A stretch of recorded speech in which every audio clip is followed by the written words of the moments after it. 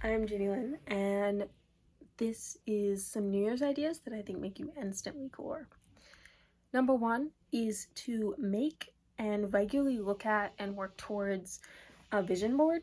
This can be a really fun craft project. There are some great examples on Pinterest, on other people's YouTube channels, and it's especially great if you have free time and motivation now, but you know that in October maybe you won't have so much. Also, making a gratitude jar. This is something that I'm going to do this year. Basically, the idea is that over a set amount of time, I'm going to do once a week. You drop in a little note of something good that happened that week, something fun, something exciting, something remotely positive. This helps you see all the cool things that happen in a year. It can be as complicated as often or as low maintenance and irregular as you want. And then on the night before New Year's, you dump out the jar and you read about the amazing year you had. You can also dump out the jar at any time you need a little extra motivation. Also, if you wanted to do the reverse of that, I think it would be really cool if you made a jar and then you filled it with like, what are they called? Fortune cookie papers kind of thing, where it's like a motivational quote or it's a picture that makes you laugh, something funny, something motivational, uplifting, whatever. You fill a jar with notes of those kind of things, and then you open them at set or random intervals to kind of make you smile throughout the year.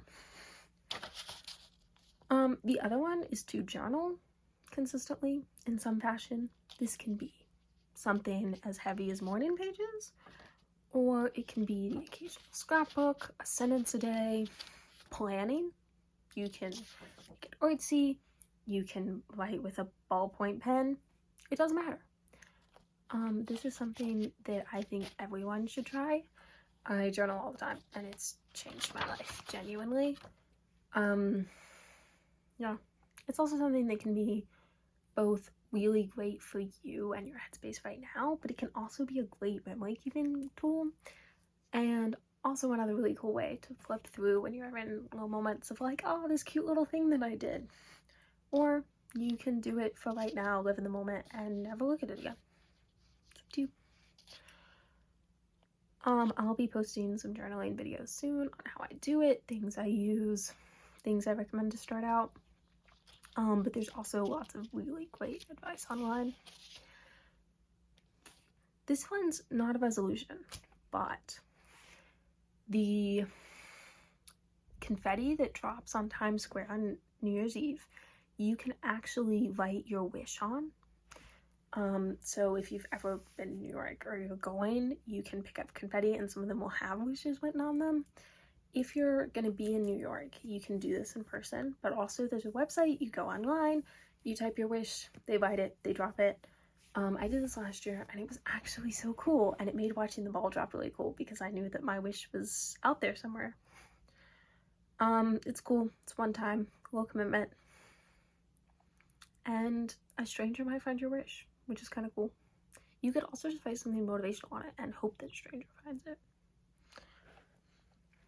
Also, reading goals, because you want to be disgustingly hot and educated.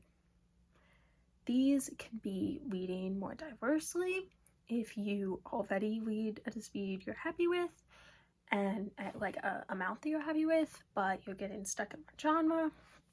This can be a set number of books in a year. Last year for me it was 40, and for 2026 I'm gonna try for 52.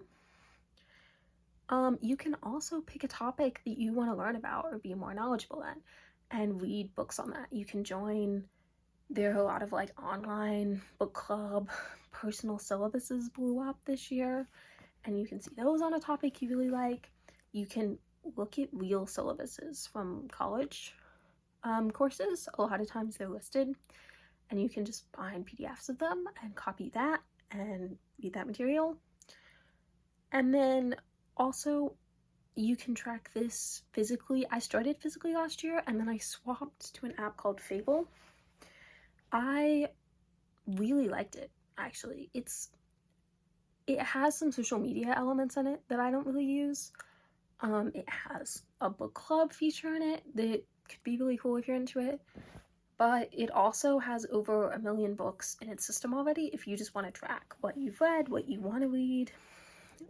It tracks the dates that you've read them, and it can tell you how many you've read that year and how many you need to read every month after to reach your yearly goal. Yeah, it's really cute. And I think there's also a pro version of it, but I don't find the need to pay for it. Also, there are a lot of wellness goals that pop up over New Year's, but one that I think it's overlooked is just go outside and touch grass. You can do, even if you think you're an inside person, you can go do all your inside activities. Okay, almost all your inside activities outside. Like, you don't have to want to go run a half marathon or backpack for a weekend. You can go take your book or your craft project or your YouTube video and you can go sit outside and do that. And you're still getting your vitamin D, you're still touching grass, you're still enjoying nature. It's a change of scenery, which can help you be really productive. Sometimes you just need to get out of your bed to lock in. And that can be a great way to do that. Also, you can make a goal of just being more whimsical in general.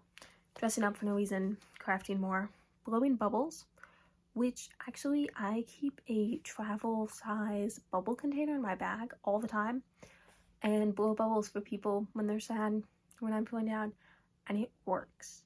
Like, genuinely, it sounds really silly and really dumb. But if, and like, obviously you listen to the person first, and like, it's not a cure-all, but it definitely makes people smile. And it's a fun thing to pull out when you're bored or people are sad.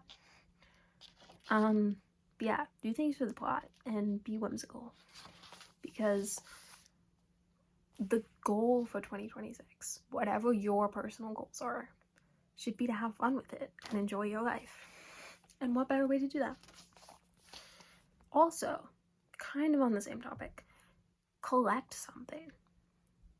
Preferably this is something that's like mildly cheap and easy to find, right? Because this isn't just like, I mean, you can, but this isn't just like go on Amazon and order every tiny statue you see, right? Like, what's fun about this is that every time you're out somewhere, for example, I get stickers from everywhere I've been. I put them on my journal covers, and they're cheap, they're easy to find, and they turn into something that, like, if someone goes somewhere and sees one, they might get you one, It's an easy, like, let me look for this while we're here, and it can spice up a little trip. My favorite one, and the one that I think everyone should strive for, I mean, most of these I think you should all strive for, but it's that every time you think a compliment about someone, you say it to someone. Because how often do you go and you say, oh, her dress is really pretty, or you think her purse is really cool, or I don't know, his shirt's cool, like, whatever. You think these thoughts already, so say them. Like, why do we keep compliments about other people to ourselves? Because one, you could go meet a really nice stranger, right? You could go meet someone, and even if you don't, I just think that if you have the opportunity to bring joy to someone so easily, go do it. Like, it's not, you're already having the thought, you're already doing the work. Just go up to the person. It will make you and other people happier. Promise. Okay. Also, if you aren't into vision boards, bingo boards, bingo cards, because this is a cute craft. You can decorate it, you can make it fancy, and it doesn't have to be a lot. Like, these can be easy experiences that you want to have, easy to get. I think it should be a mix of, like, you have a couple harder things that you strive for, and then you have a couple, like, easy low-getter things. And it's also something that it makes it feel less like a checklist that you have to get every single thing off, and more like you get what you can. And it's a good way to gamify your goals and experience. Is also learn a new skill. If there's a skill, like for example, I've been weirdly interested in, like, you know what?